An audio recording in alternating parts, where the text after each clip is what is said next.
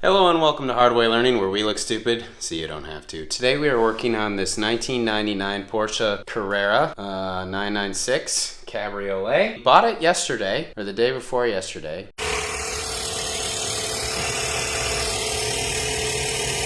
And previous owner had swapped in a transmission.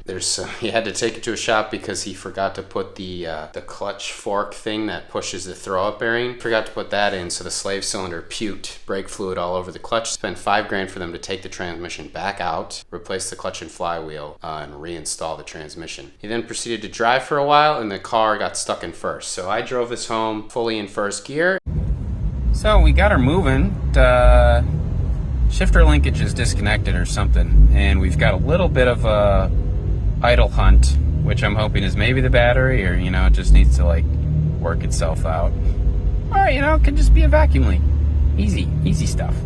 Well, we made it, so that's good. No lights, no nothing, no overheating. Got a little bit of throttle won't close all the way, so it's been surging, but we'll figure that out when we're not tired. It's got a cardboard window. That's fine. Everything's good. Yeah, we're diving into the 996 cab. Not sure if previous owner took this apart to diagnose, but it kind of seems like you would want the shifter cable connected. So this is what we got going on right here. This is just not even connected. It's not even connected, which would make shifting difficult. I was really hoping that it was the shifter linkage either in the cabin or on the trans, but it is absolutely just stuck. So things escalated pretty quickly here.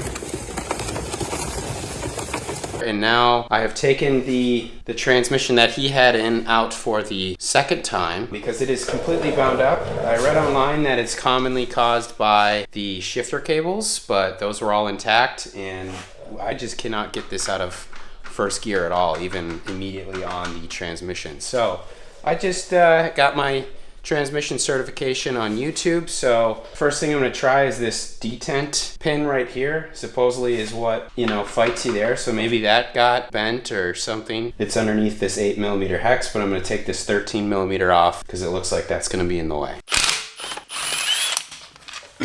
Set that aside. We will grab our 8mm here.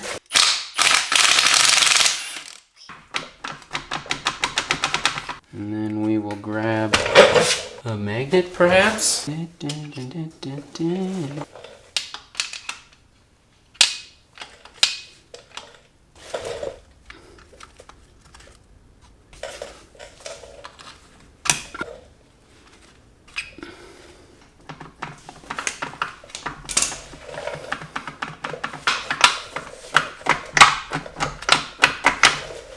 Well, don't really see anything worthwhile there.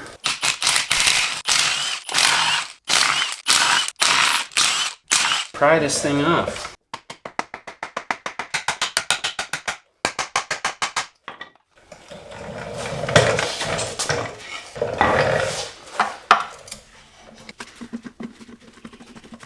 Alright, someone online is saying that I gotta remove this bolt, which the guy on the YouTubes did tell me to do that.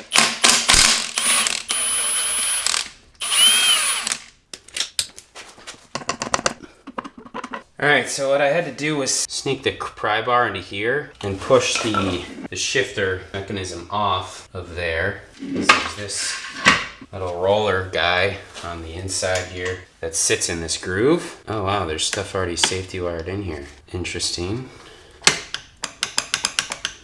Alright, we're back in the garage. I'm not sure this did anything, but we stole the 1-2 selector fork and put it in here. We got it all back together. It's sealed. If anyone's curious, we torqued this at 22 foot-pounds. Couldn't find that anywhere on the internet, but I found a post about a Volkswagen Beetle that had M8s, and this is an M8. And so a little bit of math and some math, I think that's going to be the same torques. Not really sure that helped us swapping that shift fork, but it goes into each gear seemingly fine. So I think we just send it. We're making some toolage. So we got this 1-inch tube. We're using the old sway bar mounting locales, and this is going to be our new engine cradle. So we're going to add one more piece in the middle for a bolt to go up and press up on the engine, and that'll replace our floor jack, make getting in and out under here a little easier and a little less etch a sketch. All right, so we don't have the transmission in yet, but we wanted to make sure the engine wasn't totally borked from doing the IMS and timing and all that. So we got oil and coolant in. Got to do a little jimmy rigging here. What is this called?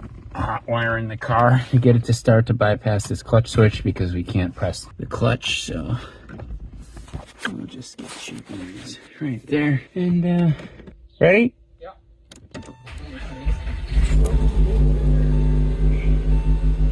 Alright. Purrs like a goddamn kitten.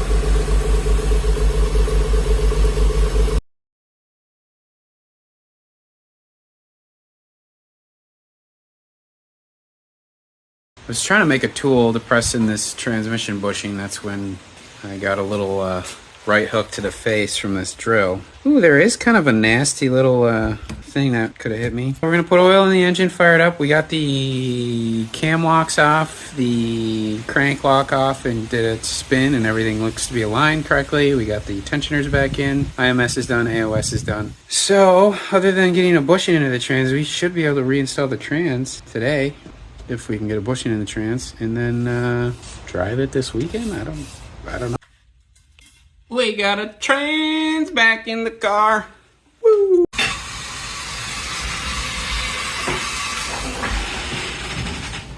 And can't put the top back down. It's currently storming. Never torque the wheels. Oh, well, you know, that little Makita's pretty strong. Never torque the wheels. The Makita's strong. We're just taking her around the block. A quick little shakedown is what they say. And it's going 1, 2. We went into 3 even. Look at the actuation here. Oh. Whoa. It kind of fights you a little bit in the each gear. It's also not put together. Like one's a little sticky. If I had to. 2's not bad.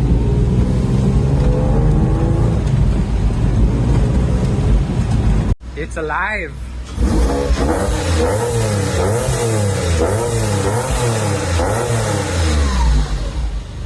For sale. So we were all excited. Got this thing back in, the transmission back in, drove it around, did some driving to make sure everything was working right. We had the coolant flushed and all that good stuff. Decided, hey, let's make sure, you know, I was hearing some clunks in the front. Let's lift it back up, check things over. And the transmission is leaking. And it appears to be leaking from where the shift fork goes into the side of the transmission. Bad bushing here. There's also a seal that goes there. You live and you learn, I guess.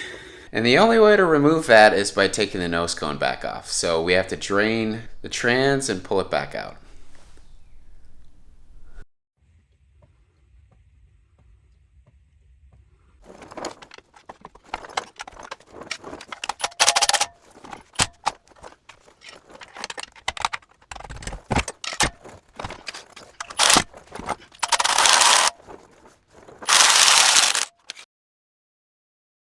So here's our culprit.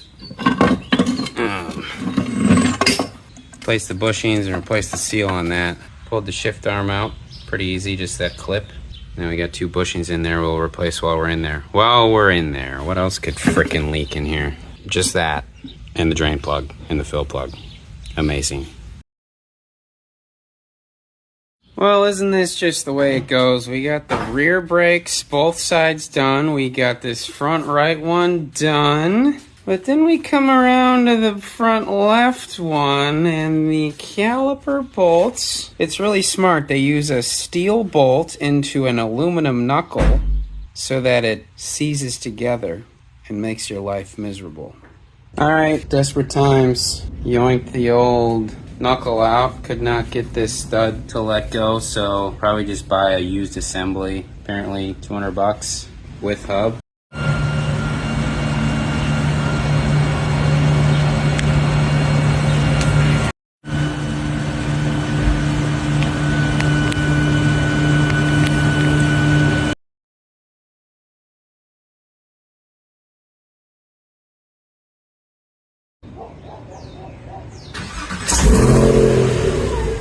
Oh, yeah.